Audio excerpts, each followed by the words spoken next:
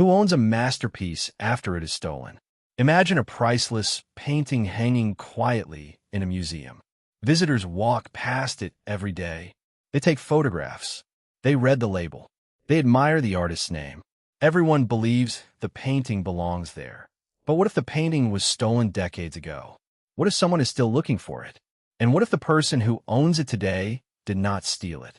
Who owns a masterpiece after it is stolen? This is one of the most complicated questions in the art world, because a stolen artwork can pass through many hands. A thief may take it. A dealer may sell it. A collector may buy it without knowing its history. Another collector may inherit it. Eventually, it may enter a museum. By then, the original theft may have been forgotten. But the painting has not forgotten. Its history remains attached to it. The first problem is identifying the stolen artwork. Sometimes the evidence is obvious. A museum may have photographs of the painting before it disappeared.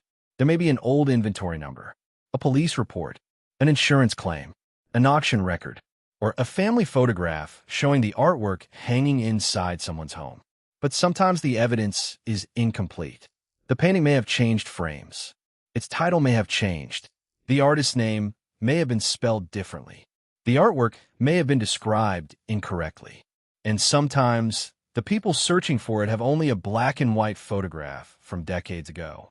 This is where provenance research becomes extremely important. Researchers reconstruct the artwork's journey. They ask where it was before the theft.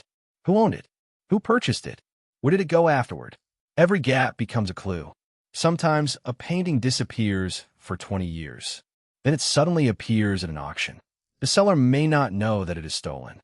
The auction house may not know either. But somewhere, an old record reveals a connection. The painting has been found, and now the real legal battle begins. Because finding a stolen painting does not automatically answer the question of who should receive it. Imagine that a collector purchased the artwork legally. They paid a large amount of money. They have a receipt. They have documents showing the sale. They genuinely believed they were buying a legitimate artwork. Years later, someone proves that the painting was stolen from another family. The collector may have been completely innocent, but the original owner may also be completely innocent. Who should win? Different countries have different laws. Legal systems can treat stolen property differently. There may also be questions about when the theft happened. Where it happened?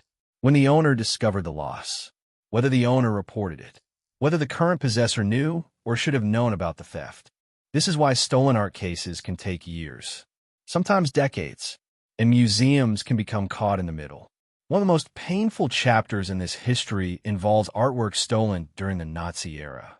During the Second World War, Jewish families and other victims were systematically robbed of artworks, antiques, and entire collections. Some objects were confiscated. Some were forcibly sold. Some disappeared into private collections. Others entered the international art market. After the war, many artworks were recovered, but thousands remained missing. Decades later, museums and families continue to investigate them. Imagine discovering that a painting in a museum once belonged to your family. Your grandparents owned it. Perhaps there's an old photograph showing it in their home. Then the family was forced to leave. The artwork disappeared. For generations, nobody knew where it went. Then one day, you see it hanging on a museum wall. That moment can change everything. The museum may begin a provenance investigation. Documents are collected. Old photographs are compared.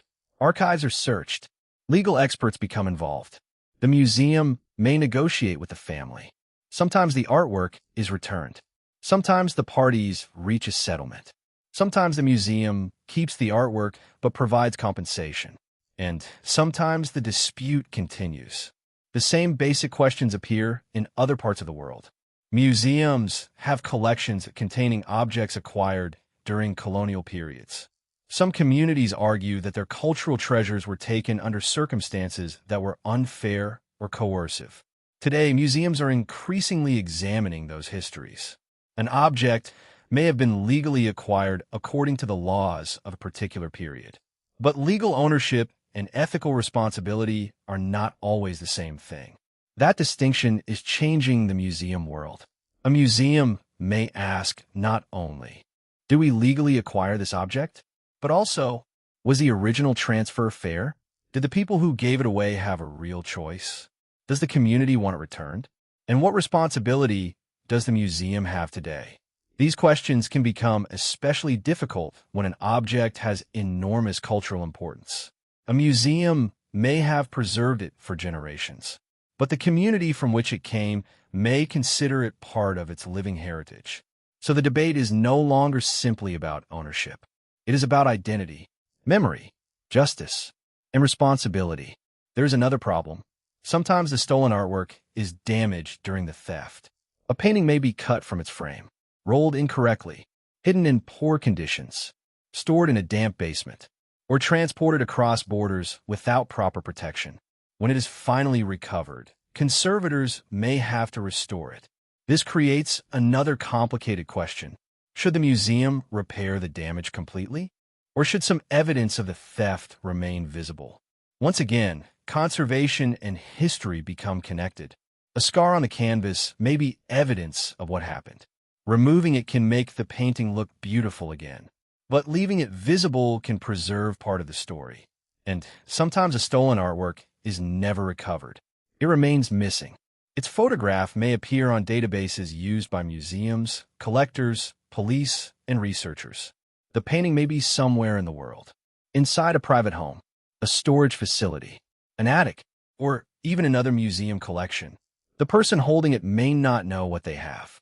That is why provenance records are so important.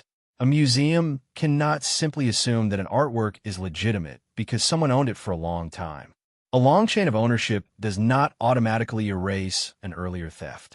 The history has to be investigated. And this leads to one of the most important changes in the modern art world. Museums are becoming more transparent about their collections. Many institutions publish provenance information online. They invite researchers and families to come forward. They work with archives and international organizations. And when evidence shows that something was wrong, institutions increasingly have to confront that history. Because a museum's reputation is not built only on the masterpieces hanging on its walls. It is also built on how honestly it deals with the stories behind them. So who owns a masterpiece after it is stolen? Sometimes the answer is clear. Sometimes it is legally complicated. Sometimes it is ethically complicated. And sometimes, after decades of uncertainty, there may be no solution that makes everyone happy. But one thing is certain. A stolen artwork carries its history wherever it goes. It may cross borders, change owners, change frames, change names, disappear for decades. But the story of the theft remains part of the object. So the next time you stand before a beautiful masterpiece in a museum, remember that the most important label may not be the artist's name.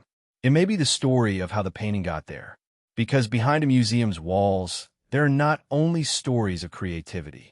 There are stories of loss, stories of war, stories of families searching for what disappeared, and sometimes stories of justice finally catching up with a masterpiece. Gallery Experience Hidden Stories Behind Art. Episode 14. Who owns a masterpiece after it is stolen?